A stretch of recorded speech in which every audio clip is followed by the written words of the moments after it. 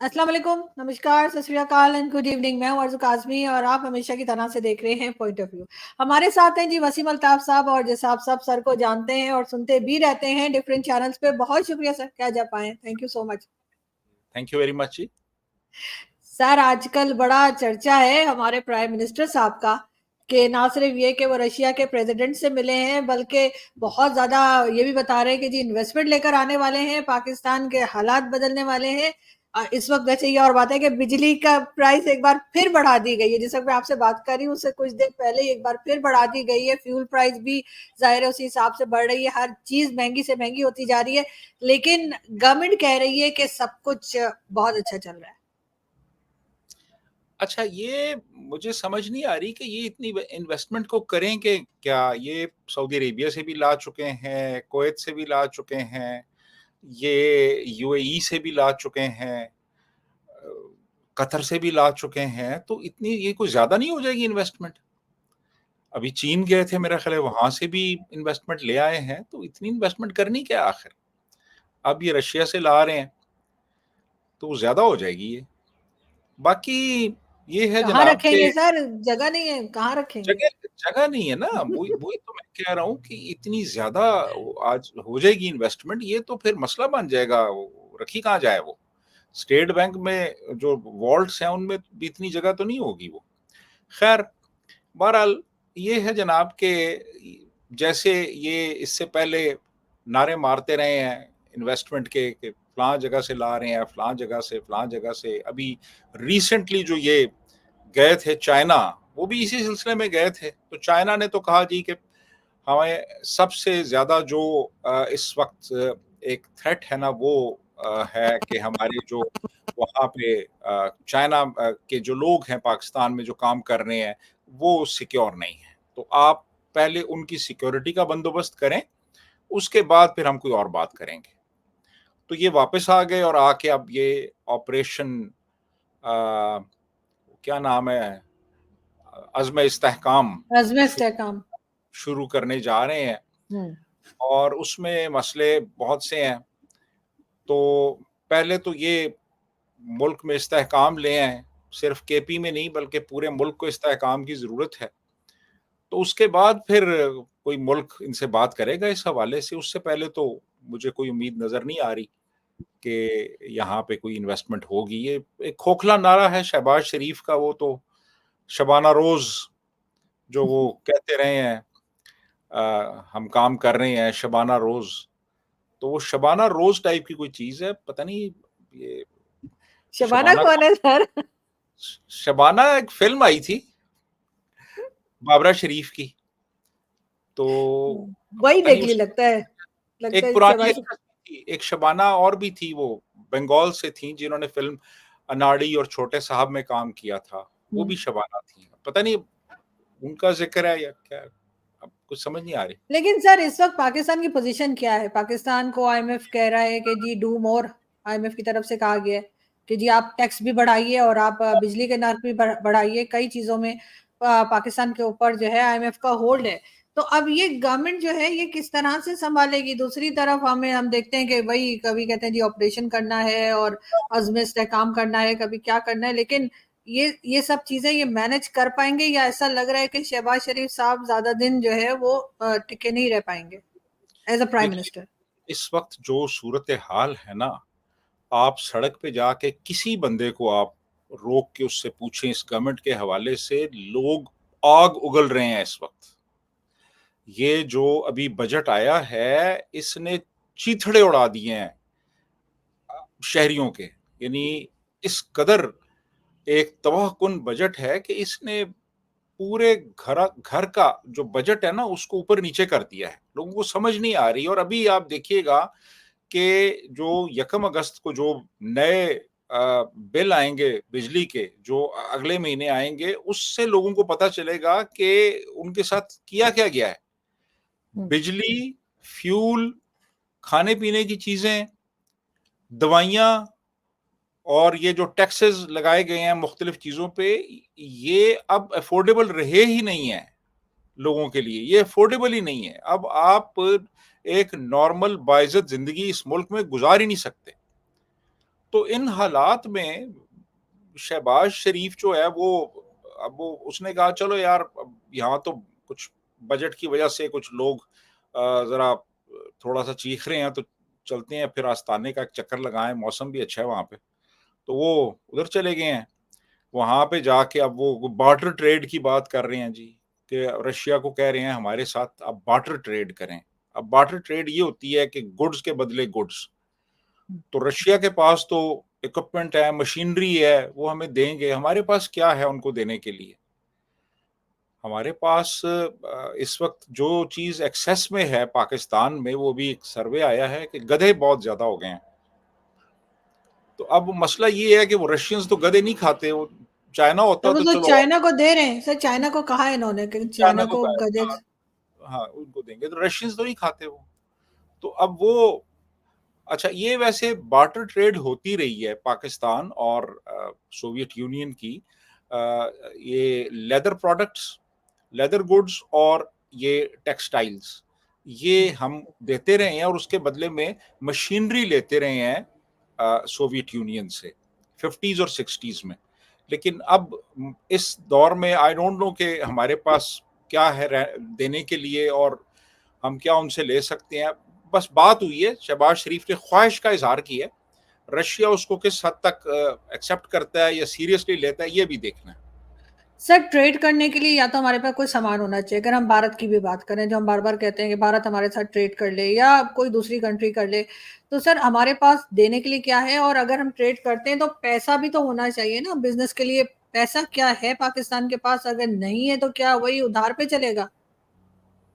देखिए जी, हमारे पास तो देखें इस वक्त ये हो सकता है कि हम रशिया से तो बहुत कुछ ले सकते हैं। मिसाल के तौर पे यहाँ पे इंफ्रास्ट्रक्चर की डेवलपमेंट है, वो नॉर्थ साउथ एक वो पाइपलाइन प्रोजेक्ट है जो कि ऑलरेडी पाइपलाइन में मौजूद है। अभी रशिया की तरफ से थोड़ा सा उस पर वो कुछ मसाइल हो गए हैं, कुछ सैंक्शंस की वजह से वो अभी तक मटेरियलाइज नहीं हो सका। यानी वो कराची से पेशावर तक 1100 किलोमीटर की एक पाइपलाइन बिछाई जानी थी, जिसमें एलएनजी जो है वो वहां से इधर ट्रांसपोर्ट की जाती, वो अभी पेंडिंग है प्रोजेक्ट। कुछ हमने MI-35 हेलीकॉप्टर्स जो हैं वो रशिया से लिए, कुछ थोड़ा सा जॉइंट मिलिट्री एक्सरसाइजेस भी हुई हैं। इसके अलावा देखें बहुत से एरियाज हैं, मिसाल के तौर पे पाकिस्तान में आयरन ओर है, क्रोमियम है, ठीक है। ये कुछ है हमारे पास ऐसी मिनरल्स जिनकी एक्सप्लोरेशन में रशिया हमारी हेल्प कर सकता है। उसके अलावा फिर काउंटर टेररिज्म जो है उसकी कुछ जॉइंट मिलिट्री ट्रेनिंग्स हो सकती हैं। कुछ इक्विपमेंट जो है वो हम उनसे ले सकते हैं, मशीनरी, हैवी मशीनरी ले सकते हैं। लेकिन हम उनको क्या देंगे, ये एक बड़ा क्वेश्चन मार्क है कि हमारे पास कौन सी ऐसी प्रोडक्ट है जो हम रशिया को बेच सकते हैं। तो इस वक्त तो मुझे कोई ऐसी चीज नजर नहीं आ रही। हमसे बेहतर प्रोडक्ट्स जो हैं वो बांग्लादेश और इंडिया जो है वो रशिया को दे रहे हैं, तो वो उनसे लेगा।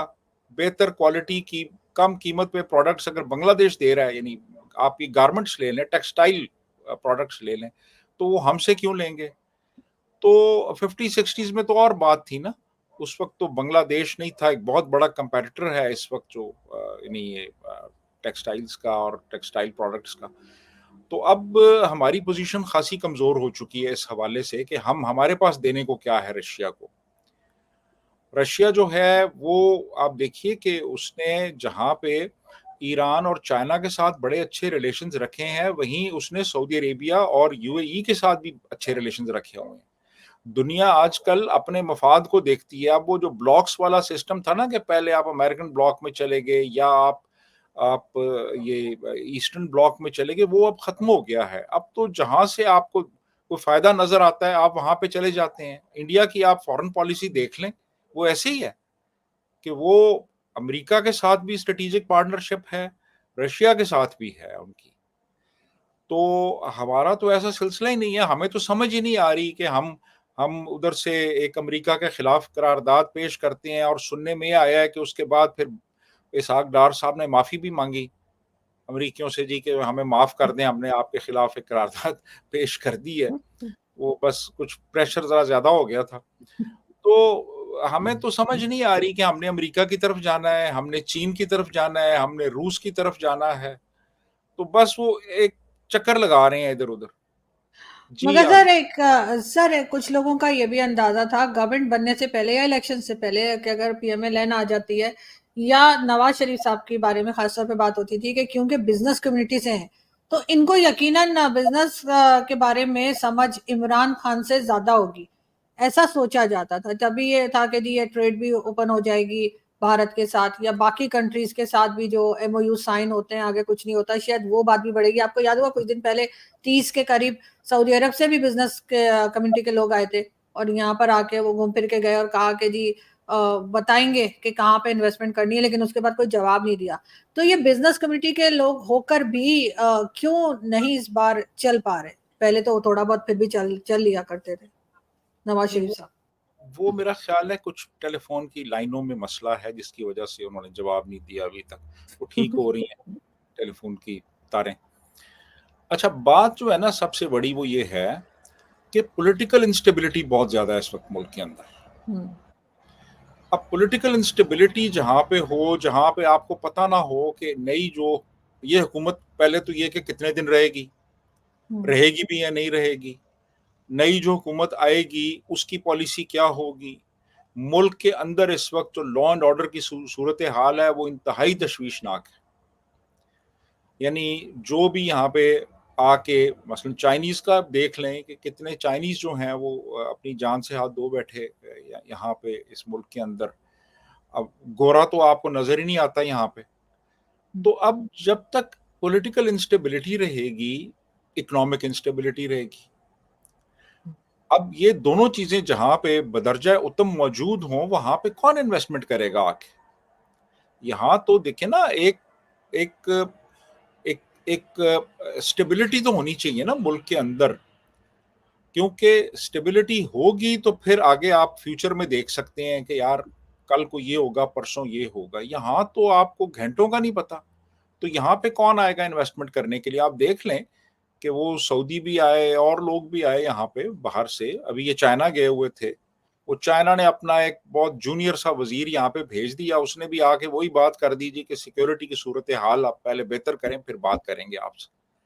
तो इन हालात में तो यहाँ पे कोई भी नहीं आएगा ना इन्वेस्टमेंट करने के लिए। पैसा कौन अपना यानी आप क्यों खर्च करेंगे एक ऐसे मुल्क में, आप फॉरेन डायरेक्ट इन्वेस्टमेंट क्यों आप लाएँगे जबकि उस मुल्क के अंदर ही आपको पता नहीं है कि कल को हालात क्या हों? जी आरज़ू। बिल्कुल, लेकिन सर अगर हम सिक्योरिटी को ये भी कर दें कि ठीक है सिक्योरिटी की सिचुएशन ठीक हो गई है फॉर एग्जांपल, तब भी हमारे पास क्या है देने के लिए? इसलिए कि जहाँ पे अगर हम जो फसल लगाया करते थे पहले, हमारे यहाँ से कहा जाता था कि जी चावल जाता है या गंदुम और कई चीजें, फ्रूट्स वगैरह, वो अगर उस सेक्शन को भी देखें तो जगह जगह तो इन्होंने हाउसिंग स्कीम्स बना दी। अब चाहे उसमें जो से मर्जी लोग इन्वॉल्व हों, लेकिन हर जगह तो हाउसिंग स्कीम है। ये लोग ये नहीं सोचते कि हम घर तो बनाते जा रहे हैं, लेकिन जो घर बना रहे हैं उसमें रहने वाले खाएंगे क्या? तो इसलिए भी मुझे कई बार होता है कि हमारे जो इंडियन पैनलिस्ट आते हैं या कोई इंडियन टीवी पे अगर हम जाएं तो हमसे पूछते हैं कि आप क्या करेंगे अगर भारत आपके साथ ट्रेड शुरू कर देता है, हमारे पास क्या है देने के लिए? तो मैं तो खैर फुटबॉल कह के निकल आती हूँ, क्योंकि हमारे यहाँ का फुटबॉल बड़ा भाई हर चीज में हम फुटबॉल दे देंगे। तो ये इस सेक्शन को क्यों आपके ख्याल से कोई नहीं देख रहा? उसकी क्या वजह है कि हम ये नहीं सोच रहे कि अगर सिक्योरिटी ठीक भी होगी तब भी हमारे पास हम कुछ भी अपना कुछ उगा रहे हैं ना कुछ बना रहे हैं, दुनिया हमारे पास क्यों आएगी? देखिए बात ये है कि हर मुल्क जो होता है ना, जो तहज़ीब याफ़्ता मुल्क है, जो एक स्टेबल मुल्क है, उसमें एक इकोनॉमिक डायरेक्शन तय कर ली जाती है कि हमने इस डायरेक्शन पे चलना है, इस डायरेक्शन पे आगे जाना है हमने। यानी अर्ली 90s में मनमोहन सिंह ने जो एक पॉलिसी दी, एक इकोनॉमिक पॉलिसी इंडिया को दी, यानी लिबरलाइजेशन की पॉलिसी थी। उसके बाद फिर वेस्टर्न जो इन्वेस्टमेंट है उसके लिए इन्होंने बहुत से सेक्टर्स को ओपन अप कर दिया। फिर ये जो लाइसेंस राज था इसका खात्मा किया। तो उसके नतीजे में फिर बेपनाह इन्वेस्टमेंट आई और पूरा जो इकोनॉमिक पैराडाइम था वो तब्दील हो गया। अच्छा, अब वो कांग्रेस की हुकूमत से थे, लेकिन उसके बाद मुख्तलिफ और हुकूमतें भी आती रहीं, लेकिन किसी ने भी उस बेसिक जो पैराडाइम जो उन्होंने डेवलप किया था उससे डिविएट नहीं किया, उसी को फॉलो किया। और आज आप देखें कि इंडिया इस वक्त दुनिया की 5वीं सबसे बड़ी इकोनॉमिक पावर है और थर्ड इकोनॉमिक पावर बनने जा रही है, क्योंकि एक रास्ते पे वो चलते रहे। आप एक रास्ते पे चलेंगे तो मंजिल तक पहुंचेंगे। आप 10 कदम इस तरफ चलें, शुमाल की तरफ चलें, और 15 कदम आप फिर जुनूब की तरफ चलें, और फिर आप 10 कदम इधर और फिर 10 कदम इधर, तो आप तो वहीं वहीं रहेंगे आप।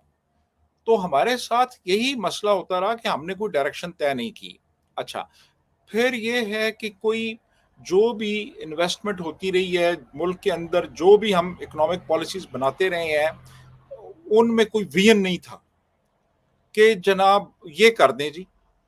अब जब आप कोई भी एक पॉलिसी बनाते हैं, मिसाल के तौर पे आप बेपनाह ज़मीनें हैं जिन पे फसल उगाई जा रही है, उनकी जगह आप हाउसिंग सोसाइटीज़ बनाना शुरू कर देते हैं। मुल्तान में सैकड़ों एकड़ पे आम के बागात थे जहाँ पे डीएचए बना दिया गया। बहावलपुर में डीएचए बना दिया गया। ये सामने मारगल्ला की पहाड़ियाँ हैं, ये सारा ये नेशनल पार्क था ये। और यहाँ पे अब वो हाउसिंग सोसाइटीज़ बन रही हैं, ये सारा इसके ऊपर। तो अब बात ये है कि आप ये नहीं सोचते कि इकोसिस्टम पे इसका क्या असर होगा, एनवायरनमेंट पे इसका क्या असर होगा। जब आप सैकड़ों हजारों की तादाद में दरख्त काटेंगे तो उस पे उसका क्या असर होगा। जब आप हजारों एकड़ जमीन जहाँ पे आप फसल उगाते हैं, आप गंदम उगाते हैं, आप चावल उगाते हैं, उसको आप खत्म करके वहां पे आप कंक्रीट की बिल्डिंग्स बना देंगे तो उसका क्या असर होगा। आपकी जो मुल्क की एग्रीकल्चर जो प्रोडक्शन है उस पे क्या असर होगा। ये चीजें तो नहीं सोची जाती, ये बस सर ऐसे जी ये बना दें। सर बल्कि कल, सॉरी आपकी बात काटी हूँ, कल बल्कि बारिश हो रही थी इस्लामाबाद में, तो मैंने कहा कि चलो अच्छा है थोड़ा पानी आ जाएगा लोगों के यहाँ, जैसे घरों में पानी की प्रॉब्लम रहती है। तो भी मैं एक साहब से बात कर रही थी तो वो कहने लगे कि हर जगह तो कंक्रीट कर दिया है तो पानी जाता ही नहीं जमीन के अंदर, जैसे पहले हुआ करता था कि स्टोर हो जाता था या जमीन के अंदर चले जाता था, बोरिंग बोरिंग करें तो इन्होंने मतलब बिल्कुल अकल से पैदल लोग हैं, कुछ नहीं सोच रहे कि क्या कर रहे हैं। पानी तक इन्होंने कुछ नहीं कर रखा। इंडिया ने कितने डैम बना लिए और हमारे यहाँ तो बस ऐलान ही होते हैं। डैम भी बनाए हैं और बहुत से शहरों में पानी की हार्वेस्टिंग का इंतजाम भी कर दिया गया है कि पानी जाया ना हो, पानी जमीन के अंदर नीचे चला जाए, हम्म बारिश का पानी है। हम्म और इवन दिल्ली जैसे शहर में भी उन्होंने अरेंजमेंट किया हुआ है पानी जमीन के अंदर जाए ताकि पानी की कमी ना हो। तो हमारे यहाँ तो पानी, अब देखें ना, कंक्रीट की आप ये सड़कें बना देंगे, सारा पानी तो आप बहा देंगे। और इसके अलावा जो आपका दरिया सिंध है जो जा रहा है, और 5 दरिया मिल रहे हैं, और वो सारा पानी जो है उस पानी को आप यानी लाखों हेक्टेयर पानी जो है, हेक्टर पर स्क्वायर मीटर जो है वो वो हम्म आप ज़ाया कर रहे हैं, वो बहिरा अरब में वो जाके ज़ाया हो रहा है। हालांकि उस पानी बिल्कुल। को अगर प्रॉपर तरीके से यूटिलाइज किया जाए तो आप यानी एक बहुत बड़ा एक वसी एरिया जो कि बंजर है उसको आप एरेबल, आप उसको कल्टीवेबल बना सकते हैं, उसको आप इस्तेमाल कर सकते हैं उस पानी को। लेकिन पानी ज़ाया हो रहा है यहाँ पे, ज़मीन ज़ाया हो रही है। ज़मीन को प्रॉपर तरीके से, अब आप देख लें, हमारा पंजाब देख लें और इंडियन पंजाब देख लें, उनकी आप फी एकड़ यील्ड देख लें कितनी है, हमारी आप देख लें कि वो कितनी है। हमसे हम्म कई गुना ज़्यादा वो यील्ड दे रहे हैं। सिर्फ ये वजह है कि प्रॉपर तरीके से पानी का इस्तेमाल होता है, और पानी ज़ाया नहीं किया जाता प्रॉपर तरीके से। वहां पे उन्होंने ये नहीं किया कि हाउसिंग सोसाइटी बनाना शुरू कर दें हर जगह पे। और वो देखे ना, तो जी जी प्लीज। सर आगे। जैसे अक्सर मेजर गौरव आर्या अपने वीडियोस में या अपने टीवी शोज में कहते हैं कि पाकिस्तान गरीब कंट्री नहीं है, मिसमैनेज कंट्री। आपको लगता है कि सही बात है? बिल्कुल 100% सही बात है, 100% सही बात है कि मिसमैनेजमेंट बेपनाह है। कोई भी काम शुरू होता है, कुछ भी कोई करने लगता है तो वो बहुत से जो मुख्तलिफ स्टेक होल्डर्स हैं वो मैदान में आ जाते हैं कि यार ये नहीं होने देना, ये ऐसे नहीं हो सकता, ये नहीं हो सकता, ये नहीं। अब देख लेना कि कब से ये शोर मचा रहे हैं प्राइवेटाइजेशन का कि जी हमने प्राइवेटाइजेशन करनी है, जी पीआईए की प्राइवेटाइजेशन करनी है, आज तक नहीं हो सकी प्राइवेटाइजेशन। वो बहुत से स्टेक होल्डर्स हैं उसके अंदर जो नहीं होने देते। हमारी जो स्टील मिल है और उसके अलावा बहुत से पब्लिक सेक्टर एंटरप्राइजेस हैं जो कि अरबों रुपए का लॉस दे रहे हैं इस मुल्क को, अरबों रुपए का, वो उनकी प्राइवेटाइजेशन अब तक नहीं हो सकी। स्टेक होल्डर्स बैठे हुए हैं, वो नहीं होने देते वो। तो ये देखें, ये बड़ी आपको स्ट्रिक्ट डिसीजन मेकिंग करनी पड़ती है आपको फिर ये सब कुछ करने के लिए। अब यहाँ पे जो बैठी है हुकूमत, वो अब उन्होंने क्या एक्शन लेना है और क्या डिसीजन मेकिंग करनी है? ये तो बस टाइम पूरा करते हैं अपना और निकल जाते हैं। टाइम पूरा कर रहे हैं अपना और बस कुछ पर्क्स एंजॉय कर रहे हैं और बस चले जाएंगे। ये मियाँ साहब भी चले जाएंगे और भाई भी चले जाएंगे और वो उनकी साहिबजादी भी चली जाएंगी, वो जो पंजाब में है आजकल। ऐसा ही है, ये सिर्फ अपने अपनी अपनी जगह पे मिनिस्ट्री अपनी एंजॉय करेंगे क्योंकि और किसी कंट्री में तो उन्होंने बनना नहीं है और फिर निकल जाना है। आजकल वहां पे वो पानी इकट्ठा, बरसात है ना, मानसून की वजह से तो पानी इकट्ठा होता है, तो वो गाड़ी में बैठती हैं और कोई 10-15 बहुत ठीक ठाक किस्म के प्रोफेशनल कैमरामैन होते हैं, वो साथ साथ होते हैं।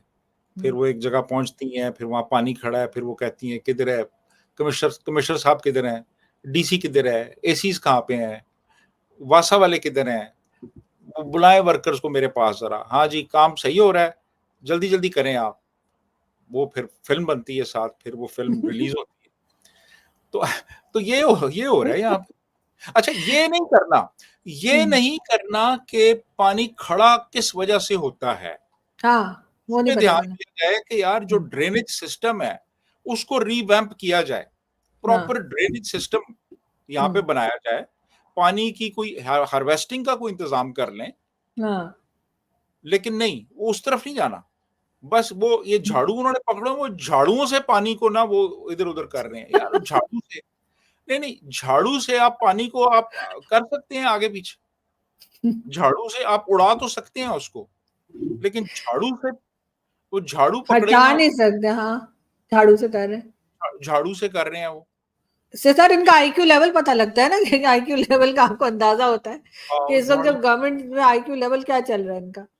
हाँ, तो वो बड़ा तिनके वाले वो ऐसे ही सर जैसे इमरान खान थे और उनसे पहले भी जितने प्राइम मिनिस्टर है, ये मार्केट का दौरा करने निकलते थे कि देखें जी क्या प्राइस है, मार्केट का दौरा जी, ये नान कैसे दे रहे हैं जी, ये प्याज कैसे हैं, लहसुन कैसे हैं, ये यानी यहाँ पे बात खत्म हो जाती है। यानी प्राइम मिनिस्टर का काम ये है कि रोटी जो है वो कितने की मिल रही है, एक अदरक जो है उसका रेट क्या चल रहा है, बिल्कुल, और ये खरबूजे किस तरह किलो हैं।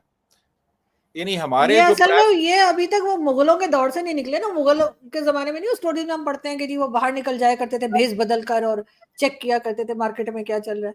ये कोई उस जमाने में रह रहे हैं। मेरा ख्याल है उसकी एक वजह और भी है ना, कि ये भी ना करें तो फिर क्या करें वो।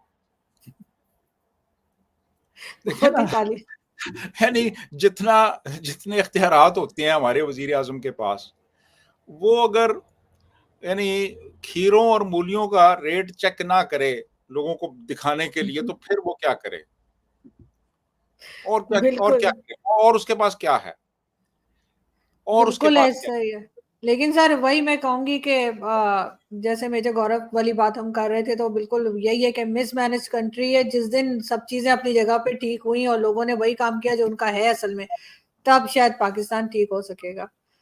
जी बिल्कुल, बहुत बिल्कुल सही। शुक्रिया सर, बहुत शुक्रिया थैंक आज आपने ज्वाइन किया। Thank you. यू।